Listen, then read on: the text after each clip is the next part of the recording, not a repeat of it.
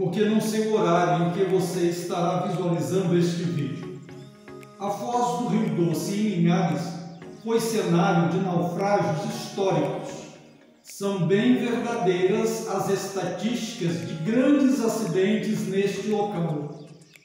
Linhares surgiu em 1800, onde hoje é a Praça 22 de Agosto. Em 1800, quando tudo era mata, os índios botocudos ali existentes fizeram um pequeno desmatamento, ou seja, uma clareira, para servir de área de entretenimento, para a música, para a dança. Porém, em outros momentos, também ali faziam seus gritos de guerra. Os soldados chegando naquele espaço, os índios botocudos refugiaram-se nas matas, pois o poder de defesa pelas armas dos soldados era imensamente superior ao dos índios botocudos. Os soldados usavam armas de fogo e os índios botocudos usavam flechas e arcos. Naquele espaço que era dos índios, então os soldados fundaram o quartel de Coutins e houve necessidade de algumas outras pessoas, poucas casas, formando a povoação de Coutins. Quartel de Coutins, povoação de Coutins. Pessoas para darem sustentações àquele primeiro momento. Naquele primeiro momento, em 1800, a foz do Rio Doce proporcionou condições favoráveis para que os soldados chegassem até onde fundaram Linhares. Atualmente, Praça 22 de Agosto. Então, o primeiro nome de Linhares foi Coutins. Linhares surgiu em 1800, 8 anos depois. Portanto, em 1808, os índios botocudos retornaram e destruíram o quartel de Coutins e a povoação de Coutins. No ano seguinte, em 1809, o governador ordenou a reconstrução da povoação, agora com o nome Povoação de Linhares. E foi em 1809, exatamente quando passou a se chamar Linhares, que veio o primeiro colonizador. Colonização significa o quê? Ocupar a terra através do povoamento e da produção. Para povoar e produzir na terra, havia necessidade da extração da madeira, que foi a principal fonte de riqueza de Linhares durante o século XIX. Quem foi o primeiro colonizador que chegou a Linhares em 1809? João Felipe Dupin Almeida Calmon. Historicamente é conhecido por João Felipe Calmon. Homem determinado, corajoso e aventureiro. Em 1809 chegou a Linhares através do Rio Doce? Não. Em novembro de 1809, a foz do Rio Doce, o Rio Doce, não proporcionavam a chegada de João Felipe Calmon a Linhares. João Felipe Calmon, seus familiares e cerca de 12 escravos vieram através da floresta densa, mata fechada, e contraíram malária. Dependendo das condições do oceano e ventos fortes, ainda hoje são observadas ondas estrondantes na foz do Rio Doce e ao longo do litoral. Historicamente, ficaram registradas como ondas ensurdecedoras. Em outros instantes, trata-se de uma praia para banho.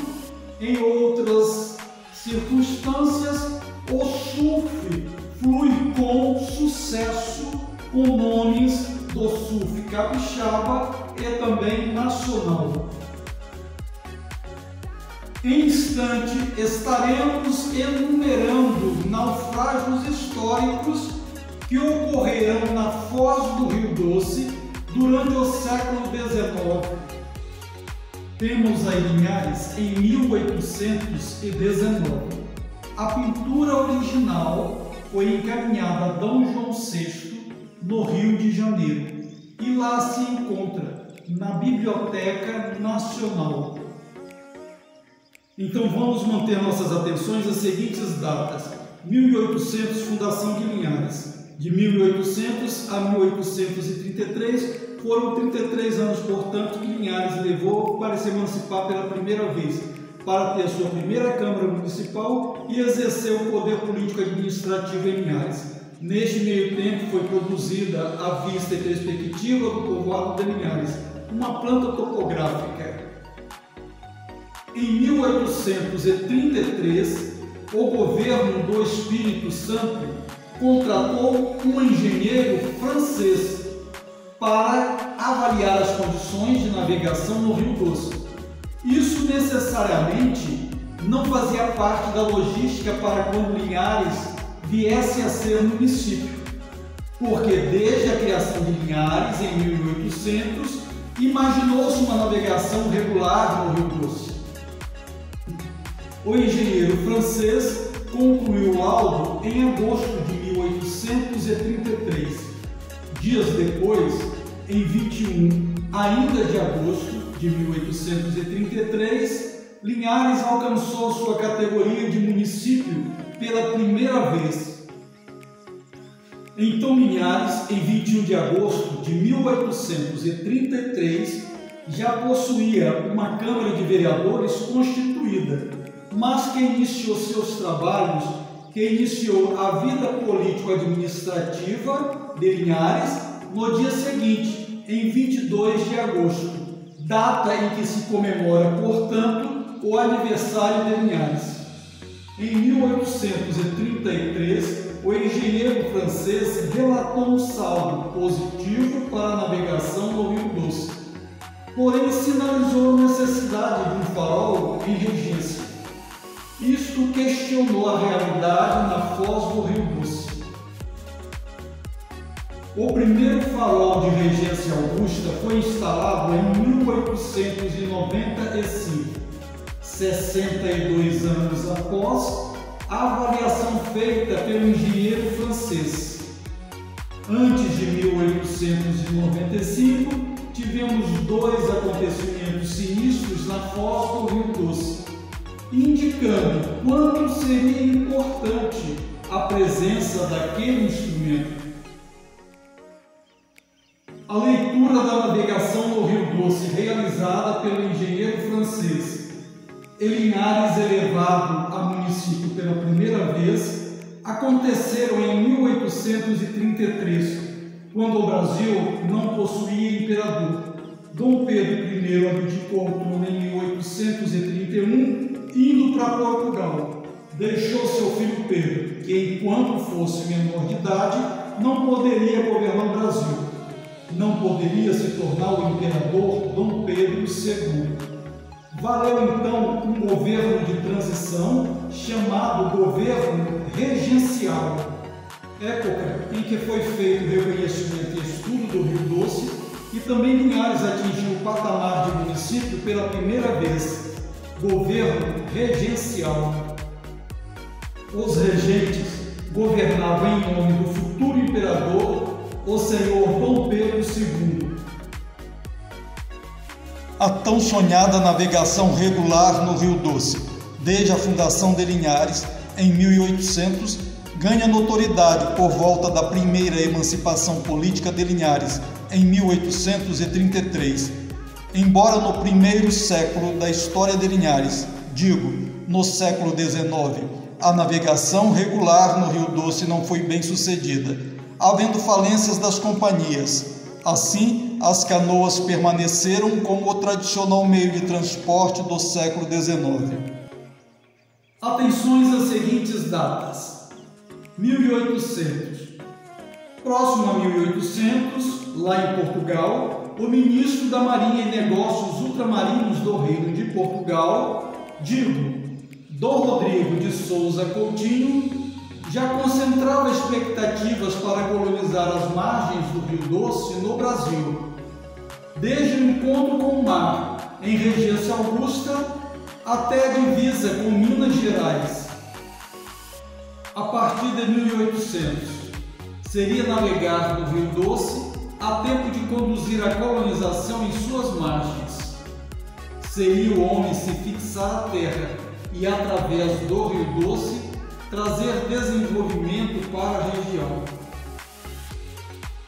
Não era uma forma explorática do rio de tempos em tempos.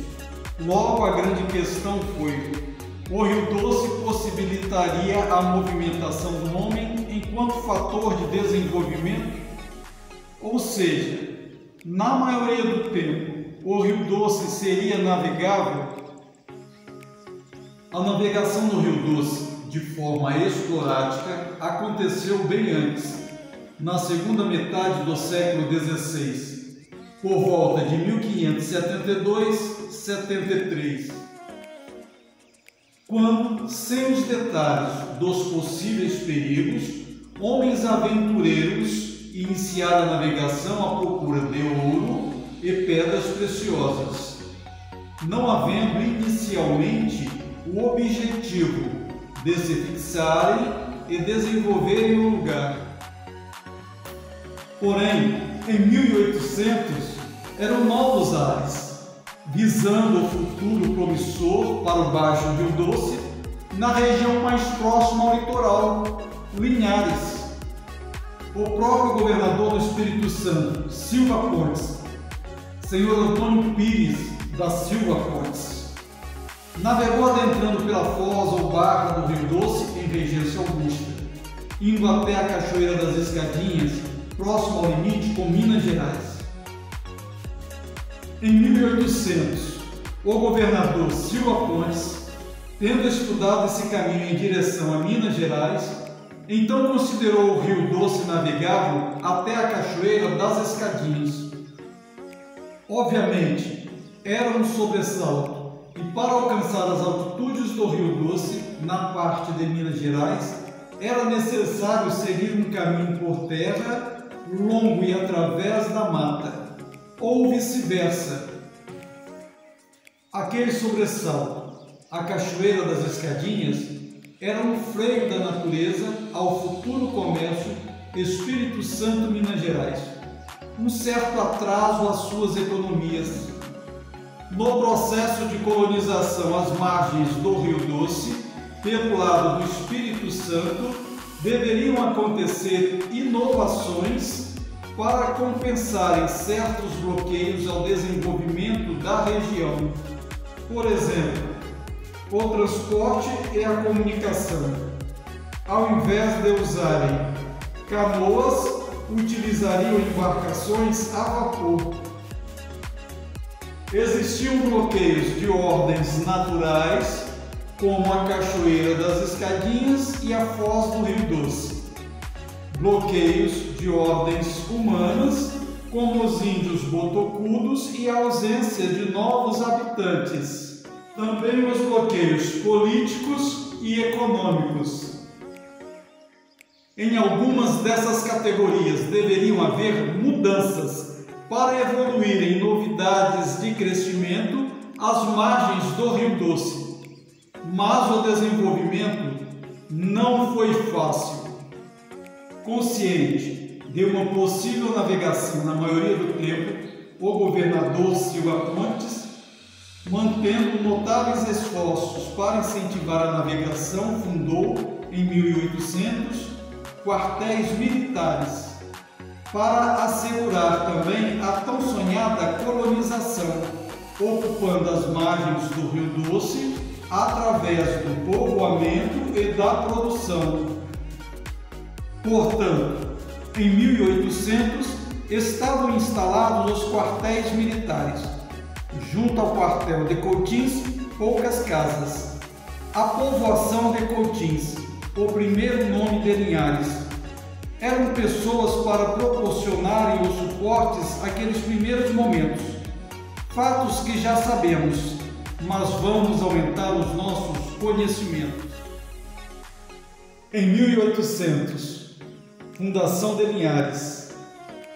Em 1808, índios botocudos destruíram o quartel de Coutins e a povoação de Coutins. No mesmo ano, D. João VI transferiu o governo de Portugal para o Rio de Janeiro. Veio D. João VI com a família real portuguesa, entre outros, D. Rodrigo de Souza Coutinho, ex-ministro da Marinha e Negócios Ultramarinos em Portugal. Foi também em 1808, no Rio de Janeiro, que D. Rodrigo recebeu o título de nobreza Conde de Linhares, possivelmente referindo-se àquela Linhares nas montanhas portuguesas, uma vila medieval e histórica localizada no município de Celorico da Beira. Por isso que a histórica Linhares, em Portugal, é conhecida por Linhares da Beira. Em 1809, quando a povoação foi denominada Linhares, extraído do título de nobreza Conde de Linhares, foi para homenagear D. Rodrigo de Souza Coutinho, porque antes, quando ainda estava em Portugal, foi ele, D. Rodrigo, que orientou o Descortino das ricas margens do Rio Doce, proporcionando o surgimento de Linhares. Vocês devem lembrar que a nova povoação passou a ser Linhares em 1809, quando também chegou o primeiro colonizador, João Felipe Calmon. Em 1819, João Felipe Calmon já havia falecido, praticamente 10 anos após a sua chegada.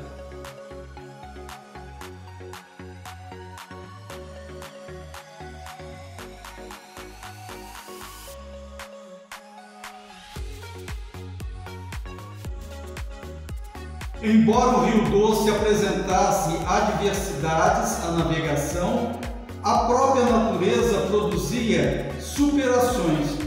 Isto fazia muitos colonizadores se manterem persistentes, pois a navegação acontecia em tempo superior às suas dificuldades. Portanto, era navegável na maior parte do tempo. A foz do Rio Doce ficava intransitável em certas épocas devido à soma das condições do mar e ventos fortes.